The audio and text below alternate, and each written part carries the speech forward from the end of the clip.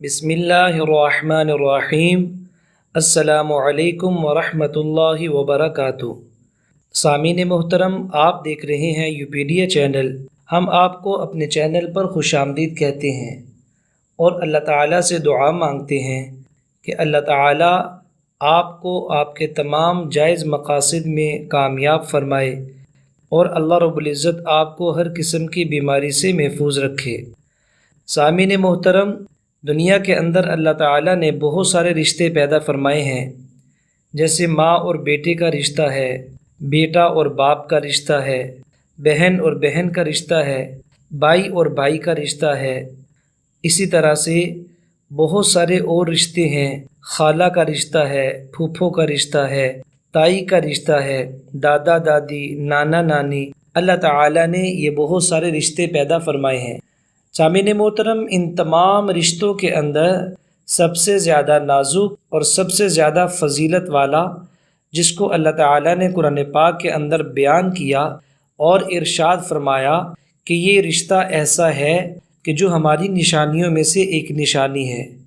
تو ناظرین وہ ہے میاں اور بیوی کا رشتہ۔ 21ویں پارے میں سورۃ الروم میں اللہ تعالیٰ ارشاد فرماتے ہیں، وَمِنْ آيَاتِهِ أَنْ خَلَقَ لَكُم مِّنْ أَنفُسِكُمْ أَزْوَاجًا لِتَسْكُنُوا إِلَيْهَا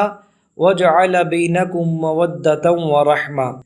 کہ اللہ تعالیٰ کی آیات میں سے، اللہ تعالیٰ کی نشانیوں میں سے، اللہ رب العزت کی قدرت میں سے یہ ایک قدرت ہے کہ اللہ تعالیٰ نے میاں اور بیوی کا رشتہ بنایا ہے تاکہ دونوں ایک دوسرے سے چین اور سکون حاصل کر سکیں، دونوں ایک دوسرے سے محبت اور الفت حاصل کر سکیں۔ سامعین محترم، آج اس معاشرے کے اندر جہاں اور بہت ساری بیماریاں ہیں، وہاں پہ ایک بہت بڑی بیماری نسل کے بگڑنے میں اور بچوں کے خراب ہونے میں میاں اور بیوی کی مس انڈرسٹینڈنگ ہے۔ یعنی میاں اور بیوی آپس میں ناشاکیاں کرتے ہیں اور آپس میں ناراضگیاں اور لڑائیاں کرتے ہیں۔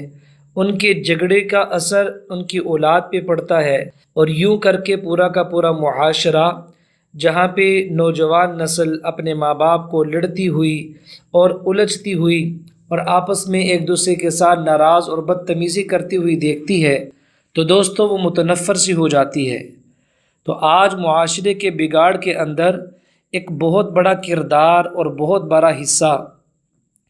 یہ ان والدین کا بھی ہے جو آپس کے اندر پیار اور محبت سے رہنے کی بجائے، آپس کے اندر الفت کسی کے ساتھ رہنے کی بجائے، ایک دوسرے کا رفیق بننے کی بجائے ایک دوسرے کا فریق بن کے زندگی گزارتے ہیں اور ایک دوسرے کے ساتھ نفرت کرتے ہیں، اور پتہ نہیں کس کس مجبوری کی وجہ سے ایک ساتھ رہ رہے ہیں، ورنہ روزانہ یہ بات اور لڑائی ان کے درمیان میں ہوتی ہے۔ میاں کہتا ہے کہ میں بچوں کی وجہ سے تجھے رکھا ہوا ہے، اور بیوی کہتی ہے کہ میں نے بھی بچوں کی وجہ سے گزارا کیا ہوا ہے، یعنی دونوں کے دلوں میں ایک دوسرے کے لیے نفرت ہے۔ سامعین محترم، یہ بڑی خطرناک بات ہے اور یہ بڑی ہی افسوس کی بات ہے کہ جس رشتے کو اللہ تعالیٰ نے اتنا مقدس بنایا، جس رشتے کو اللہ تعالیٰ نے اپنی آیات میں سے ایک آیت بتایا، اپنی قدرت اور نشانی کا ظہور اللہ تعالیٰ نے اس رشتے کو قرار دیا، آج ہماری تھوڑی سی ناسمجھی کی وجہ سے ہمارا وہ رشتہ خراب ہوا بیٹھا ہے۔ بہت سارے شادی شدہ جوڑے اس کے اندر مبتلا ہو چکے ہیں۔ آپ اگر سروے کریں پاکستان کے مدارس کا، اور جتنے بڑے بڑے مدارس ہیں، اگر آپ کی اپروچ ہو ان کے دارالافتاء تک اور آپ وہاں پہ جا کے کسی بھی مفتی صاحب سے مسئلے کے بارے میں پوچھیں، تو دوستو آپ کو یہ پتہ چلے گا کہ پورے پاکستان میں سب سے زیادہ ریشو جس مسئلے کی جا رہی ہے وہ ہے طلاق کا مسئلہ۔ اور طلاق ایک ایسی چیز ہے، اللہ تعالیٰ کے نبی صلی اللہ علیہ وسلم نے ارشاد فرمایا کہ یہ ایسی واحد چیز ہے جو ہے تو جائز، لیکن اللہ تعالیٰ کو سب سے زیادہ ناپسندیدہ عمل یہ طلاق کا ہے۔ اللہ تعالیٰ تمام بہنوں کے گھروں کو آباد رکھے، اللہ تعالیٰ آپس میں محبت اور الفت کو قائم دائم رکھے۔ بعض دفعہ تھوڑی سی مس انڈرسٹینڈنگ کی وجہ سے ایک دوسرے کو سمجھ نہیں پاتے اور اپنے مزاج کو خراب کر لیتے ہیں۔ بعض دفعہ بیوی کوئی کام ناز اور نخرے کے اندر کر رہی ہوتی ہے، شوہر اس کو گستاخی سمجھ لیتا ہے۔ اسی طریقے سے بعض دفعہ میاں ایک چیز کو، ایک بات کو ناز اور نخرے کے انداز میں کر رہا ہوتا ہے، بیوی اس کو اپنی انسلٹ سمجھ لیتی ہے اور اس کو گستاخی اور بے ادبی سمجھ لیتی ہے۔ یوں آپس میں ان دونوں کا تکرار شروع ہو جاتا ہے۔ دوستو، پھر ان کا گھر اجڑ جاتا ہے اور نسل کا بیڑا غرق ہو جاتا ہے۔ آج جو میں وظیفہ لے کر آپ لوگوں کے سامنے حاضر ہوا ہوں، یہ بڑا نایاب اور بڑا قیمتی وظیفہ ہے۔ اللہ تعالیٰ کا قرآن پاک کے اندر دیا گیا وظیفہ ہے، بڑا خوبصورت وظیفہ ہے۔ اب آیات کو سن کر ہی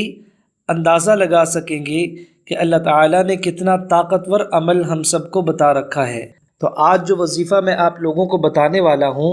وہ وظیفہ ہے پارہ نمبر 10 اور سورہ انفال کی آیت نمبر 63۔ دوستو، سورہ انفال کی آیت نمبر 63 کے اندر اللہ تعالیٰ نے ارشاد فرمایا ہے وَأَلَّفَ بَيْنَ قُلُوبِهِمْ لَوْ أَنفَقْتَ مَا فِي الْأَرْضِ جَمِيعًا مَا أَلَّفْتَ بَيْنَ قُلُوبِهِمْ وَلَكِنَّ اللَّهَ أَلَّفَ بَيْنَهُمْ إِنَّهُ عَزِيزٌ حَكِيمٌ۔ دوستو، یہ وظیفہ ہے، یہ آیات ہیں سورہ انفال کی 63 نمبر آیت ہے۔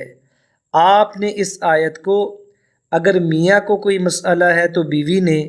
اگر بیوی کو کوئی مسئلہ ہے تو میاں نے، اس آیت کو روزانہ 11 بار پڑھنا ہے،